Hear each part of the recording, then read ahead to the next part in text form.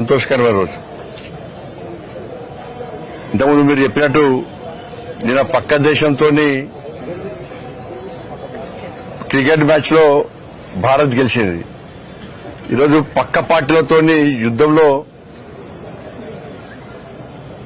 కరీంనగర్ లో ఆడిన కబడ్డీ ఆటలో మేయర్ కప్ను భారతీయ జనతా పార్టీ గెలిచింది. దీని వెనుక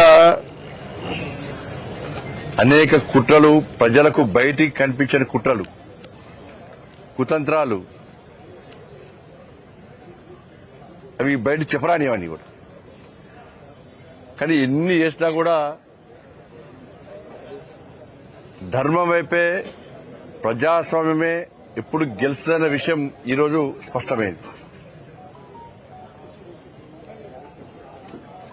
ఏదో దారిన భారతీయ జనతా పార్టీని రాకుండా చేయాలని చెప్పి ఈ ప్రజా తీర్పును పక్కకు పెట్టి కుట్రలతో గెలవాలని చెప్పి, అడ్డుకోవాలని చెప్పి ఇలా వాళ్ళు ప్రయత్నం చేశారు. చాలా మంది ప్రయత్నం చేశారు. అన్ని పార్టీలు ఒకటేనాయి. Congress party, MIM party, BRS party అందరూ ఒకటే నడిచాడు. అధికార దుర్వినియోగం, మా చేతిలో అధికారం ఉంది, భారతీయ జనతా పార్టీకి 30 గెలిచినా, ఇండిపెండెంట్ సపోర్ట్ ఉన్నా కూడా ఏదో రకంగా మభ్యపెట్టి బెదిరించి కాకుండా చేస్తామని చెప్పి 2 రోజుల పాటు రాష్ట్ర ముఖ్యమంత్రి గారి దగ్గర నుంచి మంత్రుల వరకు, ఎమ్మెల్యేల వరకు కూడా అందరూ ఒకటే. ఈ పార్టీ ఆ పార్టీ అని కాకుండా భారతీయ జనతా పార్టీ తప్ప మిగతా పార్టీలన్నీ ఒకటై 2 రోజుల పాటు మమ్మల్ని ఏ విధంగా అడ్డుకునే ప్రయత్నం చేసిరో ఇలా తెలంగాణ రాష్ట్ర ప్రజలు చూశారు, కరీంనగర్ ప్రజలు చూశారు. కరీంనగర్ ప్రజల వల్ల చర్చ ఒకటి, రేపు మేము గెలిపించినాం 30 మందిని భారతీయ జనతా పార్టీ అభ్యర్థులను గెలిపిస్తే ఇలా వాళ్లకు మేయర్ పదవి రాకుండా ఈ పార్టీలన్నీ కలిసి అడ్డుకుంటాడని చూసి ప్రజలు ఆశ్చర్యపోయారు, విస్మయాన్ని వ్యక్తం చేశారు. గింత కుట్రలా, ఇంత కుతంత్రాలా?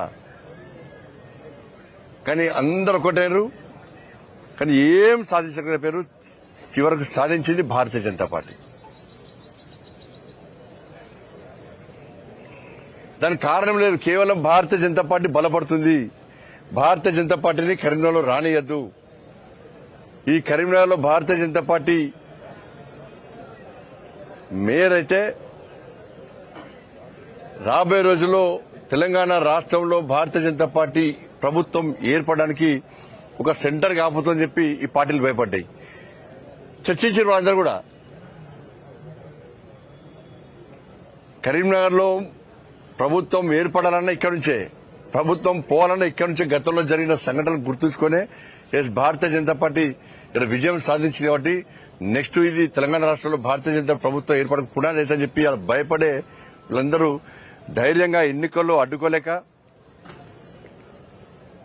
ప్రజలు తీర్పు ఇచ్చినప్పుడు కూడా దాన్ని పక్క పెట్టి ఈరోజు అడ్డుకునే ప్రయత్నం చేసినప్పుడు కూడా ఇలా 100% ఇలా భారతీయ జనతా పార్టీ గెలిచింది, ప్రజాస్వామ్యం గెలిచింది.